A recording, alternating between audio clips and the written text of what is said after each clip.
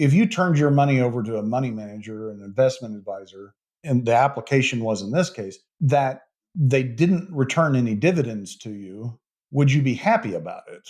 And the answer would be no. Like if the company made money and they didn't distribute it to me as an investor, I'd be unhappy.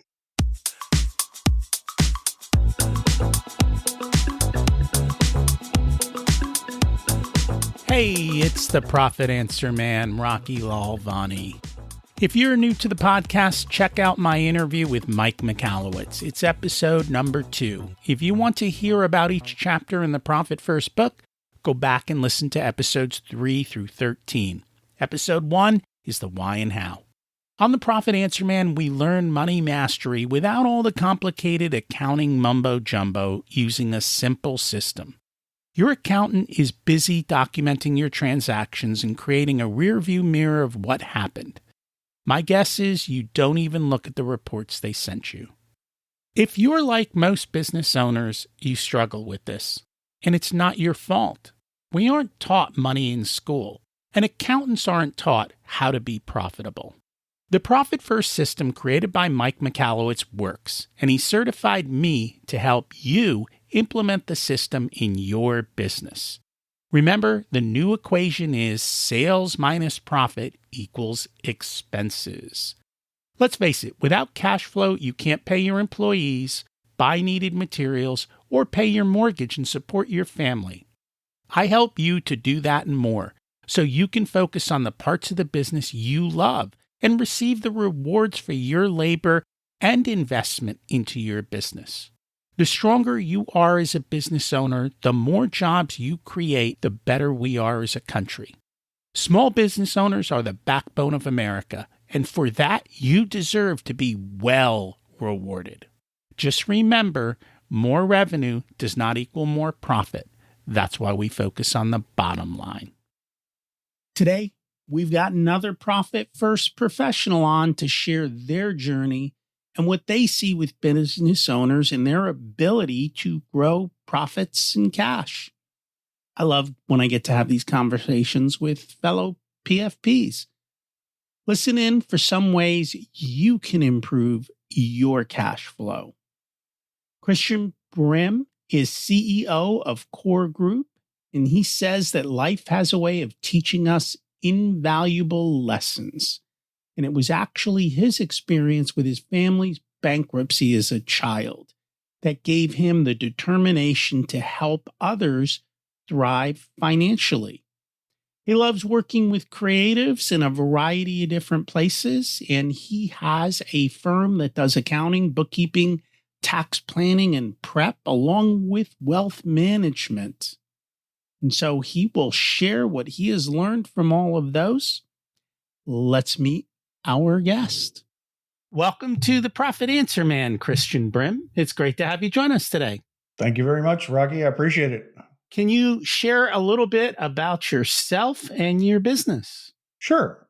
I'm the CEO of Core Group, and we help folks in creative industries work with their finances. So be a financial guide to help them pay less taxes and grow more profitably. You know, it's funny because I've always thought with creatives, along with a couple other groups, when it comes to money, they're like oil and water, right? They don't mix. As I said, they have an aversion to numbers for sure. I think it's partly the way their brains are wired. But I've always viewed accounting as more of a language. People say, "Oh, you're an accountant, you must like numbers," and I'm like, well. Yes, but accounting rarely goes beyond arithmetic, right? So that's not the aspect of it that's a challenge. The aspect of it is understanding what the numbers are telling you. And in that way, I think it's more equitable or equivalent to a language. And, like a language, a business owner needs to have some rudimentary understanding of the language. You don't have to be fluent in it, but there are some words that you need to know. That there are. And my favorite one is profit, because if you're not making profit, then, you're working too hard for too little. So how did you learn about Profit First? Sure. So I met Mike Michalowicz at an EO event, Entrepreneurs Organization here in Oklahoma City, right after he published Profit First. I didn't realize until much later that that was not his first book. But in any case, he did a presentation and met him there. And shortly after that, I joined the Profit First Professionals Group. And you, like me, are certified Profit Correct. First professional. And so we help people implement that system. So let me ask you a question. How did that work out in your business? Did it help you at all? Yeah. So about that time, when I heard Mike Michalowicz, was when my business was hitting a ceiling. I had two partners, minority partners. One was my brother. And the underlying business problem was that one, we didn't really want to go the same directions. We weren't really all interested in going the same place. But two, we really didn't have enough profit to support three partners. And so in implementing Profit First, it really revealed some fundamental problems in our business. And actually, rather than fix the business, at that point, I was so frustrated with the business that I turned it over to my brother to run, and I left and started a software company for 2 years. So it wasn't until I came back to run the business, negotiated the exit of my partners, and did some other fundamental changes to the business that I could actually implement Profit First. Not easy if you don't get buy-in, right? No, not at all. Not at all. Again, it wasn't that they were averse to implementing Profit First. I don't think they really had bought into, the mechanics of Profit First is simple, right? It's the mindset that's the challenge. And really, I was telling another business owner this the other day that was actually struggling with this idea of taking money out of the company. They had made a profit and they were hesitant to take the money out to spend on something personal. And the experience I shared with them was that, until I started treating my business as an investment, as a real live business investment, I didn't make the changes that I needed to. And it's kind of like if you turned your money over to a money manager, an investment advisor, and the application was in this case that they didn't return any dividends to you, would you be happy about it? And the answer would be no. Like if the company made money and they didn't distribute it to me as an investor, I'd be unhappy. But that whole mind shift of thinking of your business as an investment, having an expected return on your capital, having an expected return on your revenue, all of those things, it's just a paradigm shift. I have this conversation with business owners all the time. I'm like, you're not a bank. Stop lending people money. Yes. Yes. And that goes for when they lend their clients money. But then they ask me that same question, which you've kind of alluded to, is how much should I reinvest into my business? Right. And they want to make all these investments in the business. And I'm like, okay, couple things. If you're going to make an investment in the business, what is your expected return? Right. How are you getting paid back? Because you've been investing in this business for the past X amount of years and you've never gotten paid back. You haven't had a single loan payment. Right. So what are we doing? Are we investing in the business or are you buying stuff for vanity or whatever it is that you're buying it for? 100%. And when I have those conversations with people, I'm certified as a CPA, but also within the CPA of accredited in business valuation. And so we start having those questions about expected returns. And I said, do you realize that for the risk you're taking, you should be making 35-40% on your capital? And their eyes like, no. Well, and I'm like, well, if you're not getting those types of returns, then you shouldn't be investing in your business. You shouldn't be putting more money into it. And I agree with you. As a matter of fact, what I also like, just from a tax strategy, is if you're going to invest in your business, and, depending on the kind of business, that investment might be real estate in an office, it might be capital equipment and so forth. I'm like, well, how about we actually create a leasing company and you lease your business Yes. all this equipment so that you can get a monthly payment for all of that stuff instead of paying somebody else Right. a lease fee or the bank their interest. Why not be your own lender? Because then you get to keep even more and you get certain tax strategies and so forth. But I think that is a massive mindset shift, as you've talked about, in how we view our business. At the end of the day, this business is here to serve me and make me money. Otherwise, it's a hobby. Right. I think initially for entrepreneurs, it shows up as a separation of you as a person and then the business. It's not just a job, right? You have a functioning business that works without you. You have processes, you have employees. Things keep running when you're not there. It keeps making money when you're not there. That's a business, right? Most people that are entrepreneurs, especially when they're smaller, they really just have a job, which is fine. I'm not begrudging that, but if you make that mind shift of if you're happy with a job and it's making you the lifestyle that you want and giving you what you want, great. But if you want a business, a saleable asset, it can't be you. Well, so there's two things there, and I was laughing as you were speaking. If you have a job, which I agree with, because honestly, I have a job, I better get paid for the job a market rate, right? Right. And I think a lot of business owners don't pay themselves a market rate for their salary. No. They're underpaying themselves on top of getting no return on their investment. And you said, the business runs without you. And I kind of laugh because most business owners are the bottleneck in the business. Yes.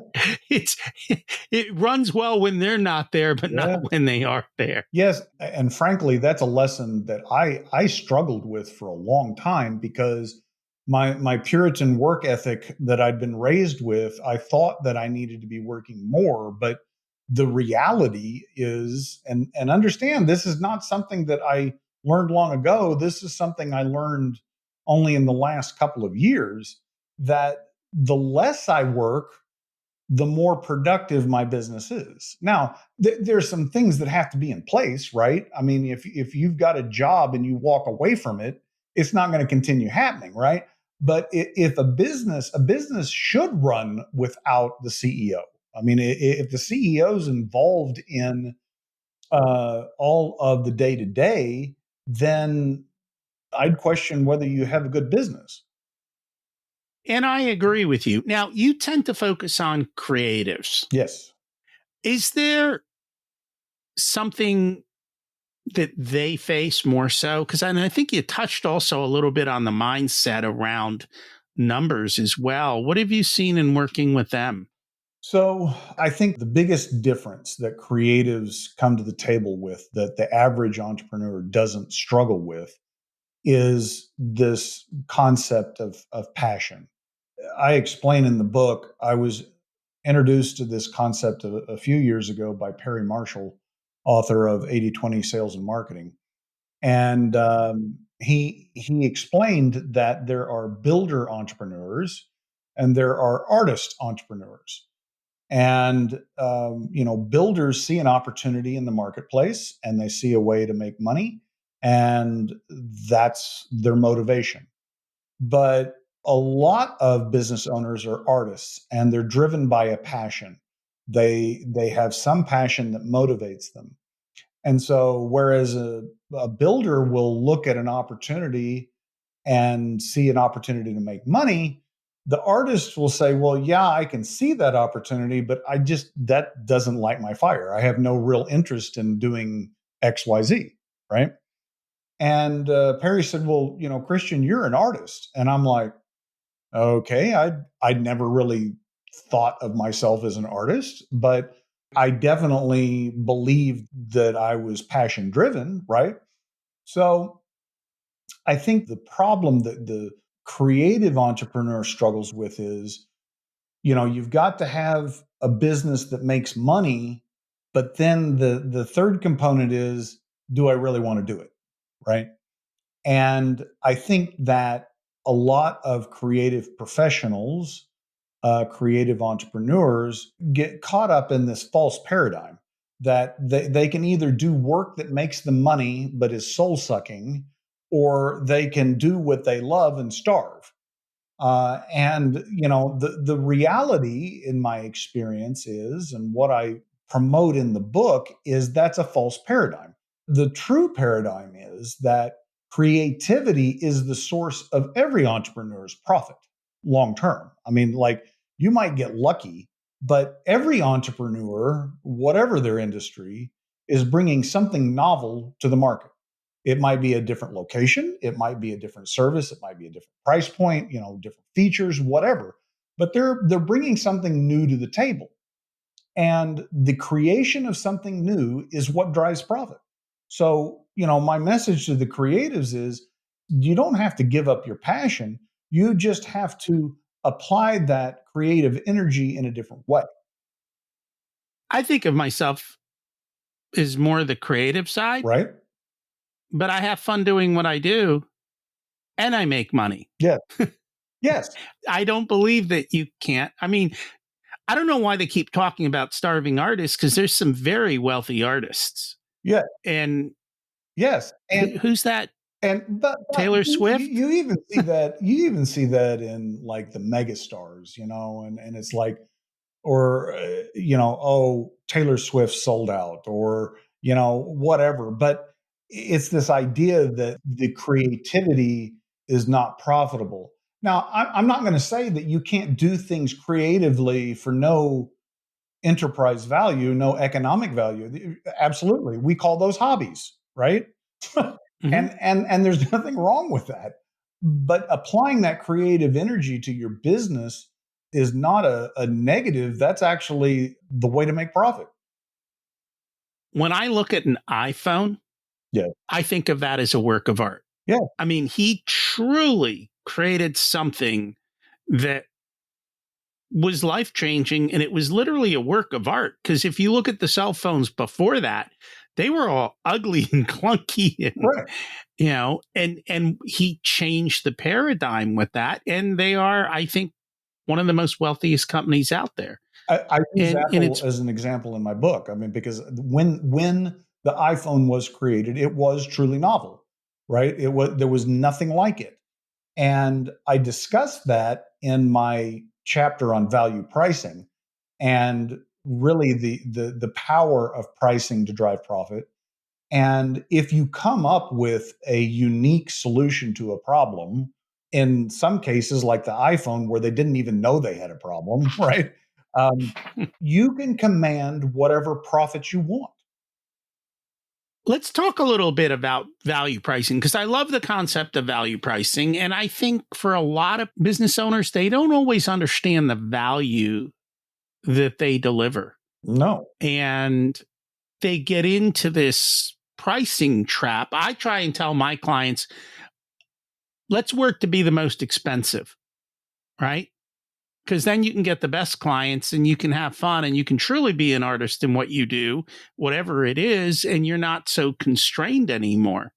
But I think a lot of people struggle with that mindset and thinking, well, are people really going to pay me? And can I bring that kind of value and so forth? And in other words, and I know when I first started, I had the thing, it was stop judging what other people are willing to pay you, start putting your offer out there and let them decide. Right. It's not your place to say yes or no Quit for them. negotiating with yourself. Yeah. 100% believe that, and I've experienced it personally in our company, and I think it falls back to fear. I think you mentioned the loss of sales as a fear, and I was having this conversation with someone just the other day that they asked, well, if there was one concept that you wished all business owners knew more about, I said, is gross margin, hands down. Like I wish they understood their gross margin and what they can do to affect it. And it's easy to grow the top line, and that's what most business owners focus on, right? To use your example, the easiest way to grow the top line is lower your price, right? But what does that do to your margin, and what does that do to your profitability, right? You can sell a whole bunch of it if you give it away, but that's not why you're in business, right? So I think value pricing for me is again a mind shift change of stopping from looking internally at things like your time, your costs, whatever those are, and focusing on the value as the client or the customer perceives it. And that takes work a lot of times because you've got to have a deep understanding of the problem that you're fixing, right? And oftentimes I find when business owners start having those conversations with their customers and their clients, they realize that not just that, hey, gosh, I'm leaving a lot of money on the table, but the scope of the problem is usually larger than the service that they're delivering. Like they're only solving part of the problem, right? And the reality is the problem is much bigger, and maybe you can't affect a change on that, but maybe you can, and maybe there's even more profit and value to extract. And I agree with you. And I think a lot of business owners don't actually understand what their value proposition is. Mhm. Some of them say, well, I sell pools. I'm like, yes, you do, but people really aren't buying a pool. They're buying the experience of the backyard and what the pool delivers. And so when you start to look at it differently, and also just the whole process, they don't just want the pool, they want a patio, and they want maybe an outdoor kitchen, and they want the landscaping, and they want the lighting. And if you can come in and deliver everything, and they don't have to negotiate with 10 different people, and oh, he's supposed to do that and he broke that, those people are willing to pay a very hefty price to have literally artistic backyard, right? Back to art. Absolutely. The best example I was given, and it may have been in the book that I read that introduced me to value pricing, it was called Firm of the Future, and it was written by a couple of lawyers and a CPA out of Australia. It's an older book, probably 20 or 30 years old now. But they said people aren't buying a drill, they're buying a hole. And so often we're trying to sell them a drill. Mhm. And that's not what they want. They want the solution. They want the outcome, not the way you deliver the solution per se. Like in your example, the pool, the process is absolutely part of the value. I don't want my yard torn up and trucks in my front yard and workers coming into my house to use the restroom and whatever, right? But truly understanding the value that you're delivering from the client's or customer's perspective is the key. That's where you start. I use the example in my book. I go through a couple of different examples on value pricing, but I heard the speaker. I don't know what event it was, but he was talking about pricing, and he all he did was he held up a bottle of drinking water, a bottled water. And he's like, "How do you determine the price of this?" And his whole thing was on how do you price water? And it was fascinating because if you think about water and how it's priced, it has absolutely nothing to do, unless you're like Coca-Cola and Dasani, it doesn't have anything to do with one, the market, and two, what the water costs, right? It's amazing what people will pay for water. You got to tell the right story in the right place at the right time, right? Yes. And and actually, if you're in the desert, people will give you their life savings for that bottle 100%. of water. Exactly. That's making sure you're in the right place at the right time. Figure that one out, and Yep. you will make very, very good money. Are there any other things that you see business owners struggle with when it comes to thinking through their numbers? Well, I think the biggest challenge, and I'm sure you see this, is the ability to find somebody that they can communicate with. I think accountants don't tend to be the best people, and we have a tendency to use industry jargon and lingo. And we educate our team. We don't use terms like depreciation or amortization. We don't when we're having conversations with clients, because that just makes it complicated. I use the example of a physician. If the physician is brilliant, top notch, best schools, has all of the technical understanding, but she can't have a conversation with you to understand what your symptoms are and what outcomes you're looking for, right? Then her technical ability is useless, really. I mean, if there can't be communication between the patient and doctor, or the accountant and the business owner, then the technical expertise becomes a non-factor. I get it. I'm married to a CPA, so I understand. And, depreciation and amortization are non-cash, changes to the P&L. And what does that really mean? And I think it's taking that and converting it to simple to understand plain English. Yes, And it's funny because I came out of the medical side, and you know who the patients talk to and tell their real problems to? probably the The nurses. nurse. Yeah. Yeah, they tell it to the nurses, not to the doctor, because the doctor is so rushed and doesn't like, they don't always have that rapport. And there's an Mhm. intimidation factor, and, a fear factor, and No, it's just overcoming that. yeah, and the accountant that has those conversations with you can then give you advice, as opposed to giving you advice that may or may not be what you need. It might not be bad advice. I mean, so the one I run across that's ubiquitous is, well, I bought this equipment, or I bought these vehicles last year because my accountant told me to, because I was going to owe a lot of tax, right? And not that that advice is wrong technically, right? Technically. But it's misguided, right? So my question to these people is, okay, did you need the equipment? Well, no. Then why did you buy it? You spent $1 to save 30 or 40 cents. You still lost the 60 cents. If you're just looking to write a check, write me a check. I'll take it. Yeah. I mean, like, it I object. Write me the check. write Rocky a check. I don't care. But, like, the business purpose has to drive the tax advice, right? You don't want it to be the tail that wags the dog. And going back to our earlier conversation, is there a return on that spending? Exactly. If you don't have a clear return on investment of that spending, don't spend it. Um, I don't know. Are you familiar with Greg Crabtree? He wrote Simple Numbers.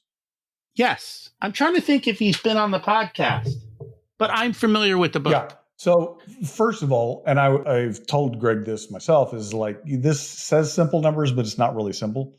But it's simple to him, right? And it's simple to maybe you and me. But one of the benchmarks he uses in the book, his book, and we strive to implement in our business, is, yeah, there you go, um, is to have a minimum ROI on internal spending of 50% in 12 to 18 months.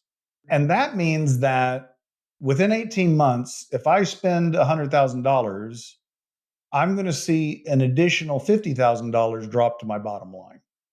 And if I don't have a clear path from point A to point B, I'm not spending the money, because it's way too easy. And I did it for so many years, so I can attest to how easy it is to use that excuse of spending money to, quote, grow the business, end quote. But growth and profit are not mutually exclusive.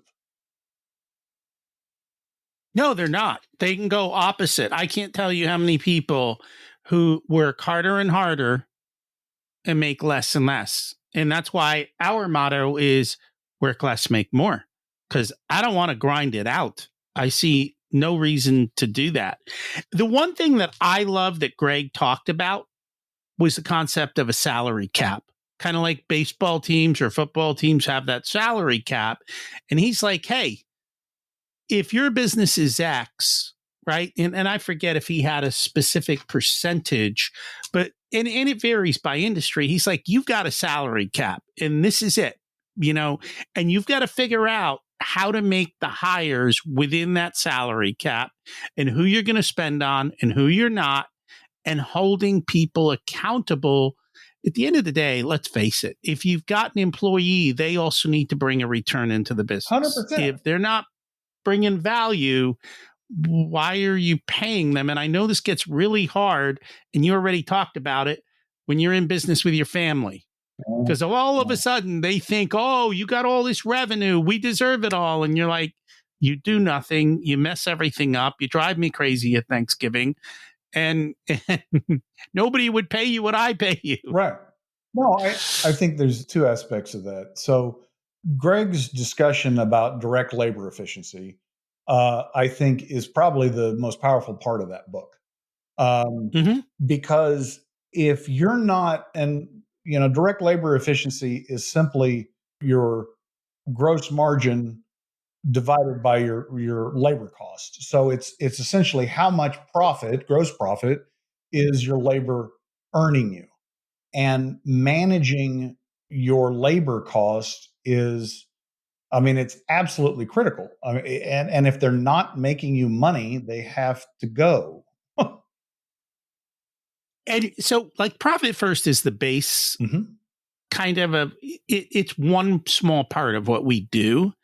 Our bigger thing, though, is to create dashboards so they have clarity on all of this. And every month, I will tell my business owner, hey, this month you spent $1 on your employees and they brought this much to your business. So for every dollar you spent on an employee, they brought $2 in revenue, or $2.50 in what you talk about gross profit. And so that they understand, hey, and when it gets negative, it's like, hey, your people aren't productive enough. You've got to do something different. Yeah, they might need to be different people. They might need to be reorganized. Maybe they're not clear on what they're doing. But yeah, and every time we're doing forecasts internally for our growth, and they're like talking about hiring plans, it's like, okay, how does that fit into the DLE? Like, the DLE is not moving, so you don't get to hire anybody. That hard stop. I mean, there's no conversation about hiring people if our labor efficiency is not going up. And I'm with you. And if it's not, we hire after the fact, not before the fact, because you never know if the fact is going to become the That, fact. that's And so you have to be the careful. axiom of hire slow, fire fast. Yeah, and that's what all big companies do. They start losing revenue. They start cutting staff. Everyone tells me, oh, but. And I'm like, you can't, payroll will very quickly wipe you out if you don't have the ability to adjust. And what we like for our business owners is we try to put in a flexible.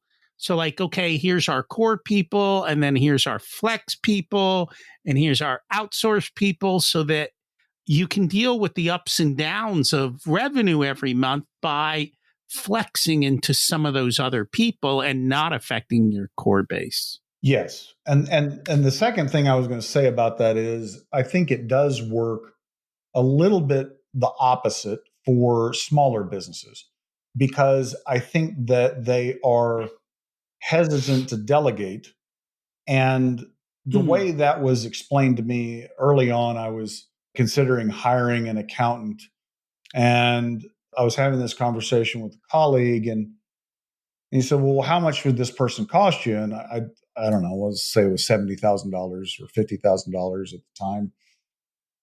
And he said, well, if you don't hire them, you are working for $50,000 because this person was replacing what I was doing, right? And going back to your comment about paying yourself market rate, I think when you're a newer business and you're trying to grow, you actually have the opposite problem because you're not willing to go ahead and delegate those lower value things that free up your time. All of this stuff comes back to emotions, right? Yes, The money, the delegation, everything, the value pricing, it all comes back to emotions. And I think that's the part that we rarely talk about is all the emotions in money, the emotions in business, your past relationship with math and money and how that affects your business. And that's why I think we're super focused on understanding the business owner as a person and their beliefs and their patterns so that we can help bring about those changes so that they can let go and they can try new things and they can work less and make more. it's absolutely possible, Rocky. That we know. So true. If people would like to learn more about you, if they're in the creative space and looking for support, what is the best way for them to find you? Well, if they want to connect with me or buy the book, I would go to christianbrim.com. And if they want to reach out to us at Core, it's coregroupus.com. And just remind everyone, what is the name of the book? Profit First for Creatives. Available in There you go. ebooks, paperback, and now hardback. So, and the Audible audiobook will be out in July. Nice. Thank you so much for joining us today. Thank you, Rocky. Appreciate it.